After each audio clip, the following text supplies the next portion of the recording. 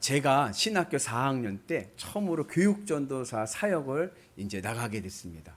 처음 교육전도사 사역을 어디로 갔냐면은 저기 경상북도 구미시에 있는 구미제일교회라는 곳에 이제 교육전도사로 이제 가게 됐어요. 이제 지방이니까 어떻게 해서 가게 됐냐면은 이제 토요일 날 아침에 첫 차를 타고 무궁화호를 이제 영등포역에서 타고 가서 주일 사역까지 마치고 주일날 막차 타고 이제 영등포역으로 오는 겁니다. 그래서 이제 토요일 날 갔다가 주일날 오는 사역을 이제 한 거죠. 그렇게 이제 교회를 섬길 때 이제 처음 교육전도사 사역을 나가니까 얼마나 이 사명감에 불타겠습니까? 그래서 그 토요일 날 가기 전에 금요일 날 제가 섬기던 이제 모교회죠. 모교회인 교회에서 심야 예배를 이제 금요 심야 예배를 드리고 기도 열심히 하고 이제 가는 거예요. 그러니까 이제 저희 교회도 그렇지만 금요 심야 예배는 마지막 가실 때는 기도하다가 자유롭게 돌아가지 않습니까? 그 제가 섬기던 교회 모교회도 그랬어요. 그래서 이제 같이 기도하다가 그리고서 이제 자유롭게 돌아가는 겁니다. 하루는 열심히 막 기도하다가 오래 기도를 한 거죠. 하다 보니까 버스 시간이 놓친 거예요. 마을 버스를 타고 이제 가는데 버스를 시간을 놓쳐가지고 마을 버스 시간을 놓쳐가지고 이제 걸어 이제 갑니다. 저희 집이 교회에서 얼마 거리냐면 우리 여기서 생각하면은 우리 교회에서 아마 세띠양 정도 거리예요. 그러니까는 걸어가도 뭐 이제 걸어가 한 20분이면 걸어갈 수 있는 거리죠. 교회 앞에 슈퍼마켓이 있었어요. 교회 앞에 슈퍼마켓에서 포도 봉봉 아시나요? 캔 음료를 사가지고 한 잔 마시면서 이제 걸어가려고 이제 가는 거예요. 근데 한 10m 갔을까? 우리 교회에서 우리 텃밭 있는 만큼 조금 갔을까? 저쪽에서 한 청년이 야, 너 거기서 하면서 막 달려오는 거예요. 야, 너 거기서 하면서. 그 저인 쪽으로 막 달려오는데 전 제 뒤에 누가 있는 줄 알았어요. 아니 근데 이 청년이 제 앞에 오더니 주먹으로 막 저를 때리는 거예요. 이유 없이. 놀래가지고 제 포도 봉봉 주스는 날아가고 안경도 날아가고 그리고 이제 얻어맞는 거예요. 교회 바로 앞에서. 그때 여러분 같으면 어떻게 하시겠습니까? 제가 이렇게 맞는 가운데 있는데 정의의 힘으로 맞짱을 뜨시겠습니까? 아니면 하나님의 사랑으로 무저항하시겠습니까?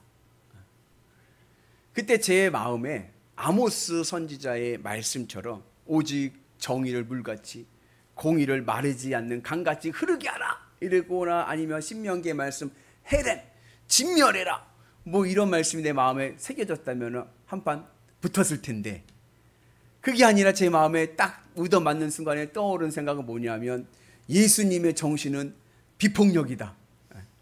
오른뺨을 때리면 왼뺨을 때려. 그 말씀이 제 가슴에 새겨진 거예요.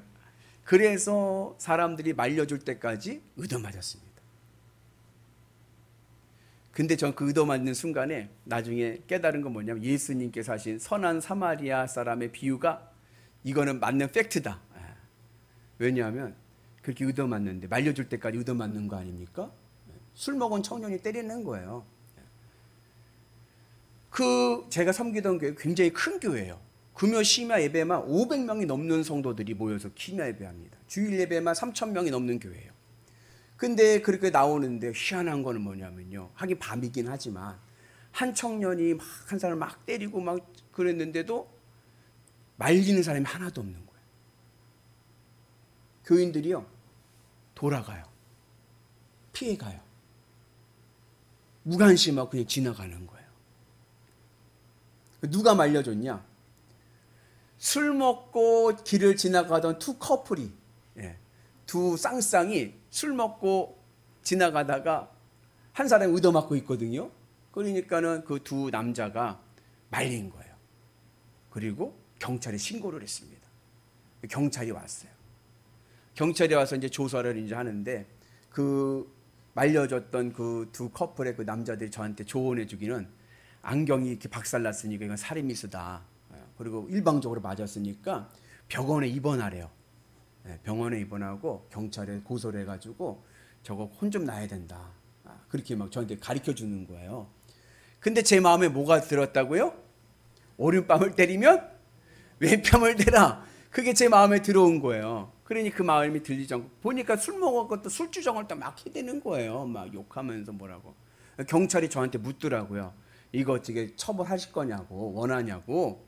근데 어떻게 해요? 아유, 술 먹고 그런 거 그냥 괜찮다고 그냥 보내주라고 그랬죠. 근데 그때에 교회에서 우리 담임 목사님 차가 나옵니다. 그러니까 큰 교회 담임 목사님이고 저한테 이제 신학생 때니까 어렵죠. 목사님이 되게 어렵죠. 가시다 보면 경찰들 차들도 있고 막 경찰들도 있고 저도 있는데 저희 신학생인 건 아시니까 길을 가다가 목사님께서 딱 차를 세우시더라고. 그때 조수석 창문을 내리셔요. 근데 저한테 물어보는 거예요. 무슨 일이냐? 그러는 거예요. 그러니까 제가 뭐라고 그러겠어요? 목사님 별일 아닙니다. 그랬어요. 그랬더니 목사님께서 그래 그럼 빨리 집에 가라. 그러고 가시는 거예요. 근데 저는 솔직히 제 마음이 좀 서운했어. 한번 내려와라 좀 보셔서 상황을 좀 물어보셨으면 좋았을 텐데 그게 아니라 무슨 일이냐? 조심히 가라. 올라가 그냥 그러고 가시는 게 이게 선한 사마리아 사람의 비유가 맞다. 제사장이 지나가고 레위인이 지나가도 무관심한 거죠. 그러면서 제 마음에 이제 깨닫게 된 게 뭐냐? 이것이 무고한 자의 고난이구나. 세상을 살다 보면 여러분 이유 없이 오는 고난이 있습니다. 이유 없이. 그래서 그때 제가 얼마나 그러면 떠오른 인물이 욥인데 이 욥의 고난이 얼마나 저에게 은혜로 다가왔든지 제 이메일 주소가 HIOB92예요. 그 HIOB는 독일어로 욥이란 뜻입니다. 그러니까 제가 대학교 4학년 때 그때 다음 인터 포털 사이트 하면서 이메일 만들고 막 그럴 때 뭘 만들어야 되는데 생각나는 사람이 욥밖에 없어. 그래가지고서는 욥 92는 제 학번이고 그렇게 해서 욥의 이름이 제 이메일 어드레스입니다. 근데 여러분 인생을 살다 보면 이런 이유 없는 고난이 올 때가 있습니다. 인생의 보편적인 진리가 있습니다. 그것은 뭐냐? 심은 대로 거둔다는 거. 콩 심은 데 콩 나고 팥 심은 데 팥이 나죠. 그런데 여러분 현실이 정말 그렇습니까? 정말 콩을 심었더니 콩이 나고 팥을 심었더니 팥이 납니까? 열심히 성실히 땀 흘려 일했더니 내가 노력한 만큼의 결실을 얻으셨습니까? 꼭 그렇지만은 않아요. 때로는 더 어렵고 더 가난할 때가 있습니다. 나는 성실히 살았는데 나는 최선을 다해 살았는데 오히려 악인이 더 잘 사는 것을 보게 됩니다. 이러한 현실에 대한 반론에 대한 대답이 바로 욥기입니다. 우리는 보통 욥기의 주인공 하면 당연히 욥기 하면 욥이라는 사람의 이름이 책 이름이니까 욥이 주인공이라고 생각을 합니다. 그죠? 그래서 욥이 주인공이니까 욥의 관점에서 이 욥의 고난을 이해하려고 그래요. 그러나 사실 이 욥기의 주인공은 욥이 아니라 하나님이십니다. 그래서 우리가 욥기를 욥의 관점에서 읽으면 풀리지 않는 문제들이 있습니다. 이제 보통 우리가 욥기를 욥의 관점에서 읽게 되면요, 이렇게 신앙적인 교훈을 얻습니다. 어떠한 신앙적인 교훈이냐면 인내예요. 어떠한 고난이 와도 인내하라. 그러면 하나님께서 복을 주신다. 욥이 고난 가운데 인내하였더니 2배의 축복의 결실을 맺게 되었습니다. 그래서 우리는 욥기를 통하여 인내하는 신앙 그리고 그 인내로 인해서 얻는 축복을 말씀합니다. 그런데 사실은 우리가 욥기를 읽다 보면요, 그럼에도 불구하고 풀리지 않는 문제들이 있습니다. 욥기는요 총 몇 장으로 되어 있냐면 42장으로 되어 있어요. 근데 우리가 이 욥기를 아까 말씀드렸던 욥을 주인공으로 해서 욥의 인내와 축복을 말한다고 하면요, 욥기 42장 전체를 다 읽을 필요가 없어요. 어디만 읽으면 되냐? 서론 1장 2장 읽고요, 결론 42장 6절 이하만 읽으면 돼요. 그러면 욥의 관점에서 우리가 이해할 수 있습니다. 그런데 사실은 그 본론 3장부터 42장 5절까지에 있는 이 욥기의 본론은 전혀 다른 뉘앙스를 가지고 있습니다. 이 욥기 3장부터의 욥의 본론을 보면요, 욥이요 하나님 앞에 엄청나게 탄식을 합니다. 우리 한번 같이 한 구절 같이 봅니다. 어찌하여 내가 태에서 죽어나오지 아니하였던가? 어찌하여 내 어머니가 해산할 때 내가 숨지지 아니하였던가? 여러분, 욥이 고난이 얼마나 힘이 들었던지요. 뭐라고 그래요? 내가 차라리 엄마 뱃속에서 죽어서 태어나는 것이 더 나을 뻔했다. 그렇게 기도를 합니다. 여러분 한번 생각을 해보세요. 내 재산이 있어요. 여러분 재산이 있잖아요. 근데 내 재산이 있는데 이 재산이 하루아침에 날아가 버렸어요. 그리고 내 자녀들이 다 죽었어요. 그리고 내가 불치병에 걸렸어요. 배우자는 도망갔습니다. 그렇게 고난 속에 있다가 나중에 다시 2배의 복을 받아서 내 재산이 2배로 뻥튀기가 됐어요. 그러면 여러분들은 그 고난의 길을 가시겠습니까? 안 가시겠습니까? 저 같으면요 안 가고 맙니다. 그냥 하지 뭐 그 뻥튀기 하려고 그 고산을 합니까? 그냥 가늘고 길게 가지. 저는 그렇게 생각을 합니다. 여러분, 욥기에서 말하고자 하는 이 무고한 자의 고난은 단순히 욥의 관점에 있지 않습니다. 욥의 축복을 말하고자 하는 것이 아니에요. 인내하면 복 받는다. 단순히 이 논리를 이야기하려고 하는 것이 아닙니다. 여러분, 제가 퀴즈 하나 낼게요. 부모님이 돌아가시면 어디에 묻죠? 부모님이 돌아가시면 산에다 묻습니다. 자식이 죽으면요? 자식이 죽으면 가슴에 묻는 거예요. 다른 건 다 그렇다 치더라도 10명의 자식이 사고로 다 죽었습니다. 그리고 나중에 하나님이 다시 10명의 자식을 주셨습니다. 이게 욥에게 보상이 될까요? 그게 욥에 받은 고난의 상처의 위로가 될까요?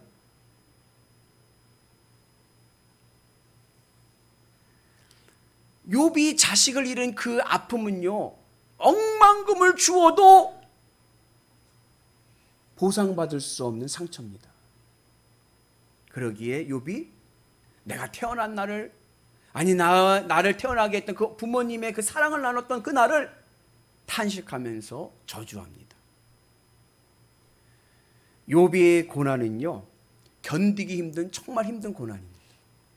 욥은요, 동방의 부자였어요. 동방의 제1의 부자. 요즘 말로 하면 아시아의 최고의 재벌인 거예요. 그런데 그 아시아의 최고의 재벌이 하루아침에 망해버렸어요. 사고가 났습니다. 10자녀가 다 죽었어요. 불치병에 걸렸습니다. 거리에 내앉았는데 불치병에 걸려 몸이 얼마나 가렵든지 기왓장으로 긁어댑니다. 배우자요? 아내가 욥에게 하나님이나 저주하고 뒤져라 하고 도망갔습니다. 아무것도 없습니다. 그 욥이 당한 고난이 단순히 나중에 2배의 물질의 축복을 받았다고 해서 이게 해결될 문제인가?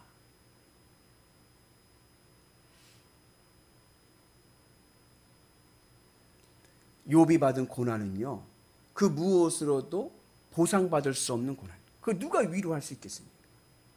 하나님도 그걸 아신 거예요. 그래서 하나님께서 물질의 복은 2배를 주셨지만 자녀는 10자녀만 주셨어요. 나중에 복을 주실 때. 계산적으로 하면 다 모든 재물이 다 2배로 받았으면 자녀도 2배, 20명이 돼야 되는데 10명만 주셨어요. 왜요? 나머지 10명 어디 갔습니까? 욥의 가슴에 있죠. 하나님도 욥의 상처가 온전히 보상될 수 없다라는 것을 아신 겁니다. 욥의 아픔을 하나님도 아셨습니다. 욥은 의인이었습니다. 욥이 받은 고난은 콩 심은 데 콩 나고 팥 심은 데 팥 난다는 그런 식으로 욥이 무엇을 잘못해서 받은 고난이 아니었습니다. 여러분, 욥이 고난이 어떻게 왔죠? 욥의 고난은요, 하나님과 사탄이 내기해가지고 온 거예요. 욥이 뭐 잘못한 것도 없어요. 하나님과 사탄이 내기해서 욥이 시험에 걸려가지고 그래서 고난을 당합니다. 그래서 욥이 하나님께 탄식합니다. 하나님, 내가 왜 고난을 받아야 됩니까? 저는 옳게 살아왔습니다. 저는 무죄합니다. 하나님, 저를 기억해 주세요. 하나님 아시잖아요. 제가 뭘 잘못했습니까? 하나님 앞에 부르짖어 탄식합니다. 그 가운데 있는데 욥의 친구들이 와서 신앙적인 권면을 하는 거예요.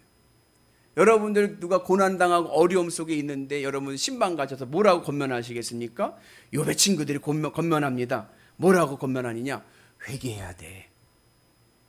네가 지금 이 고난을 당하는 거, 네가 뭔가 잘못한 게 있어서 고난을 당하는 거야. 그러니까 회개해야 돼. 욥아, 회개하자. 회개하면 네 시작은 미약하여서 나중에 창대하게 될 거야. 회개하라고 얘기합니다. 욥의 친구들은요, 인과응보를 얘기하는 거예요. 아니 땡굴뚝에 연기나랴. 네가 뭘 잘못한 게 있으니까 이 고난을 당하는 거야. 빨리 회개하라 얘기합니다. 아, 근데 욥은요, 아무리 생각을 해봐도 내가 하나님 앞에서 사업이 무너지고 자식이 죽고 불치병에 걸릴 만한 그러한 죄를 지은 게 없는 거예요.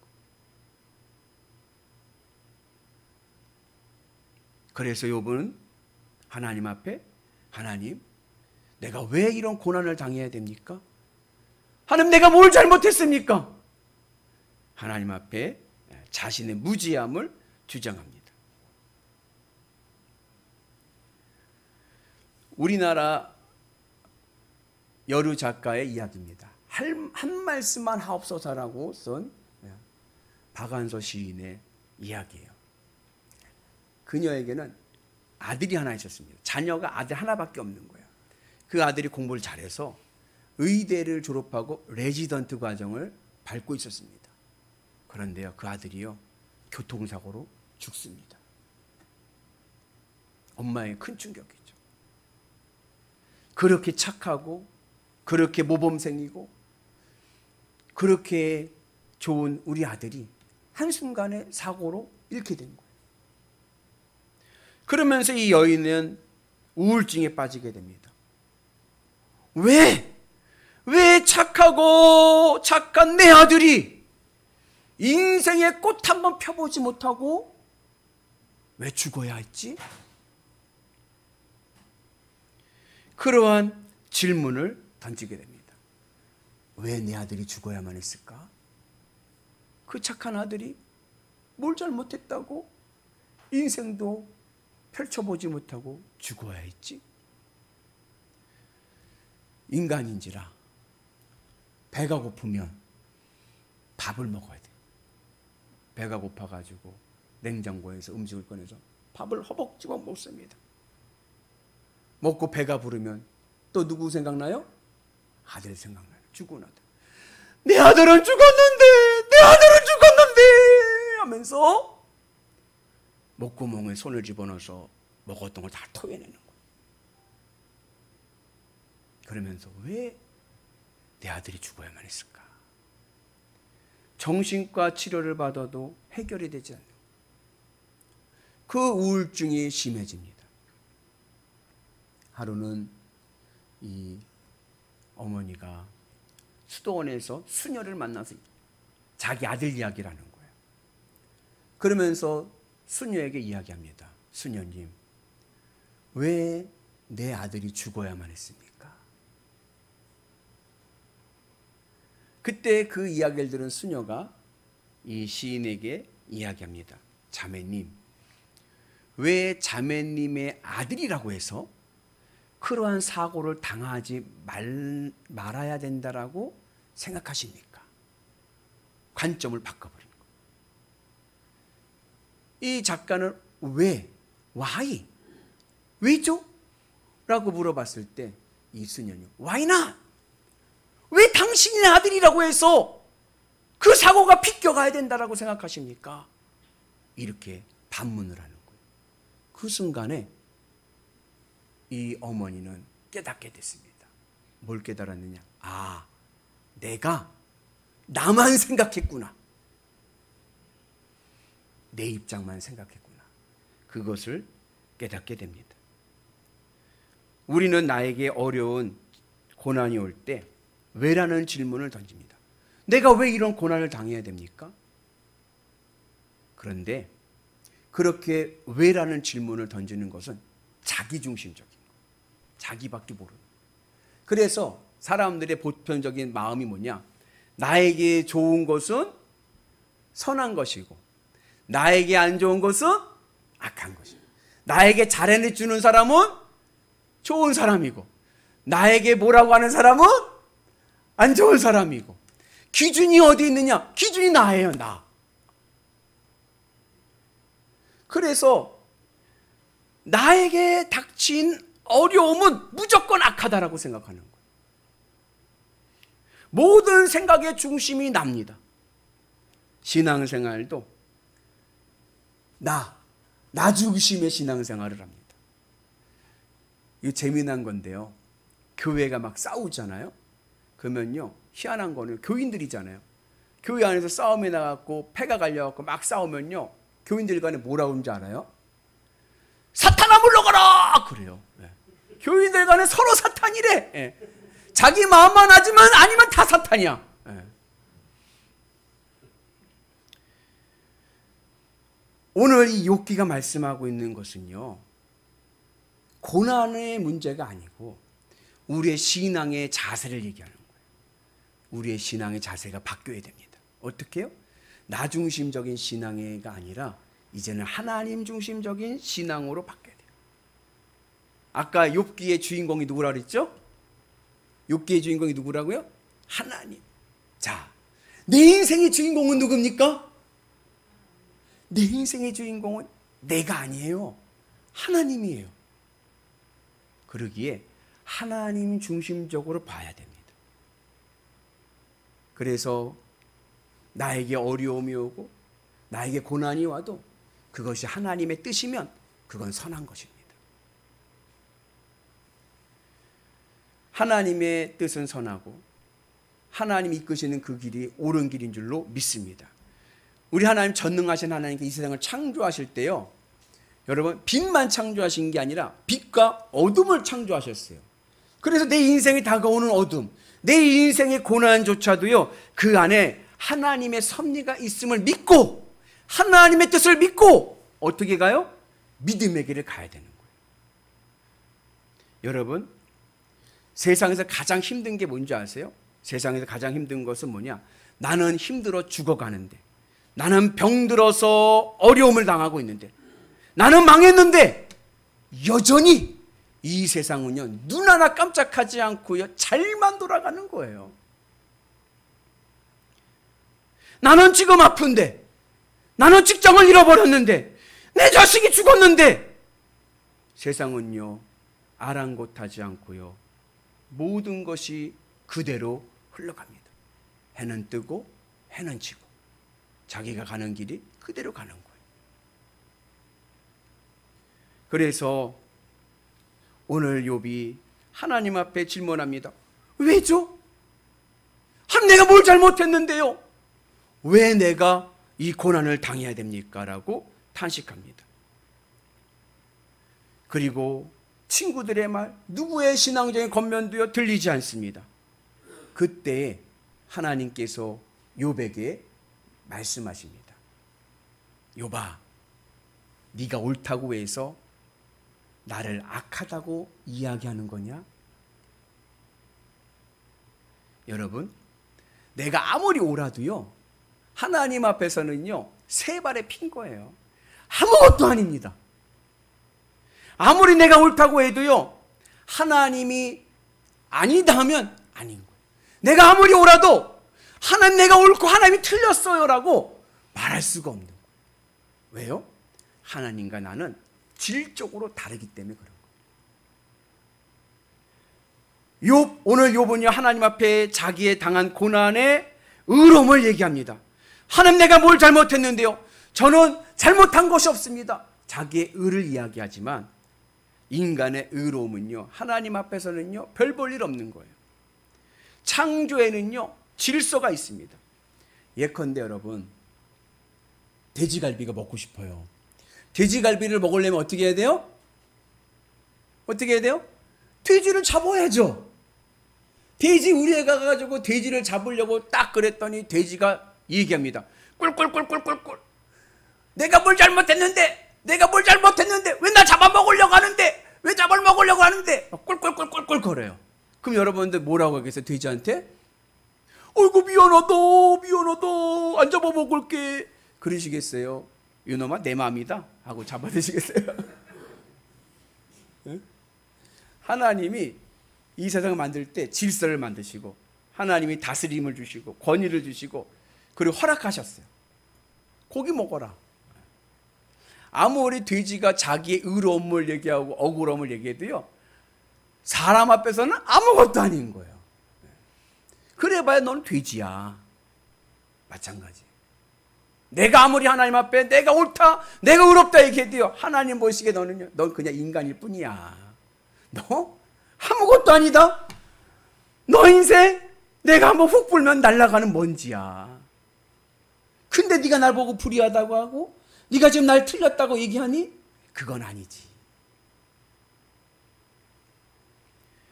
여러분, 내가 아무리 옳아도 우리는 피조물입니다. 하나님 앞에서 하나님이 틀렸다라고 말할 수가 없는 거예요. 하나님이 틀린 것이 아니라 하나님이 옳습니다. 아멘이십니까? 그래서 내 신앙의 잣대를 바꿔야 돼요. 이제 나 중심적인 신앙에서 누구 중심적인? 하나님 중심적인 신앙으로 바뀌는 은혜가 있기를 축복합니다. 그래서 우리는요 절대로 하나님을 이길 수가 없습니다. 하나님이 옳습니다. 내 뜻이 옳은 것이 아니라 하나님의 뜻이 옳습니다. 내게 오는 알지 못하는 고난이 있어요. 이유 없는 고난이 있습니다. 그러나 그 속에도 하나님은 역사하십니다. 성숙한 신앙인은 내가 알지 못하는 고난 가운데서도 하나님 앞에 기도하는 거예요. 어떻게 기도합니까?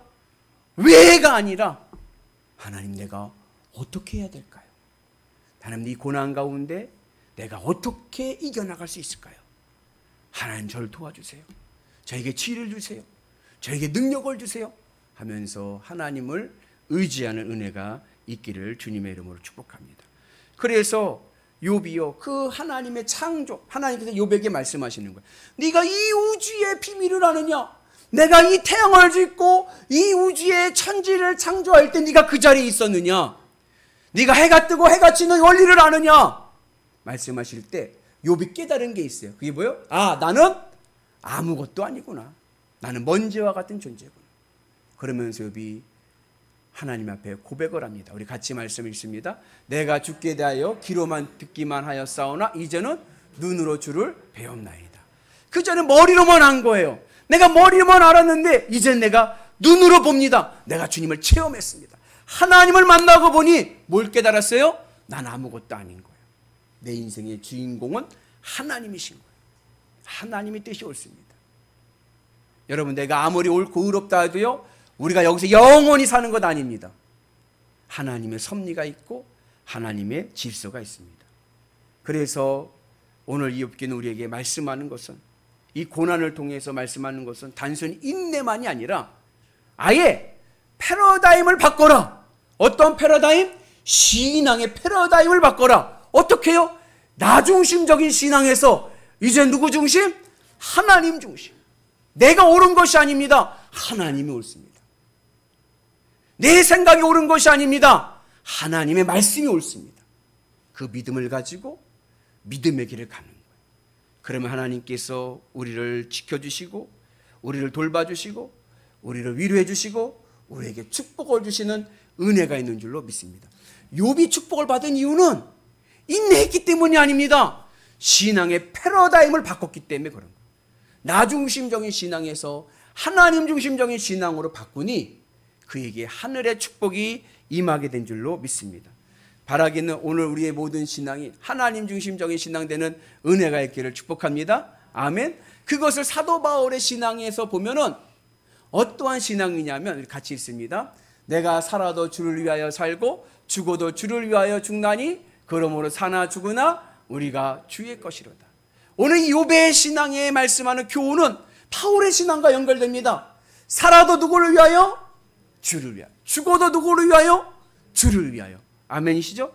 나를 위하여가 아니라 주님을 위하여입니다. 여러분, 그 은혜가 오늘 우리 가운데 있기를 축복합니다. 그래서 신앙인은 내 공로로 사는 것이 아니라 하나님의 은혜, 하나님의 축복으로 살아가는 것입니다. 오늘 그 은혜가 우리 가운데 있으셔서 오늘부터 나 중심적인 신앙에서 하나님 중심적인 신앙, 내가 판단하려고 하지 마시고 하나님께 맡기고 믿음으로 갑시다. 하나님께서 우리에게 크신 은혜와 축복을 허락하여 주실 줄로 믿습니다.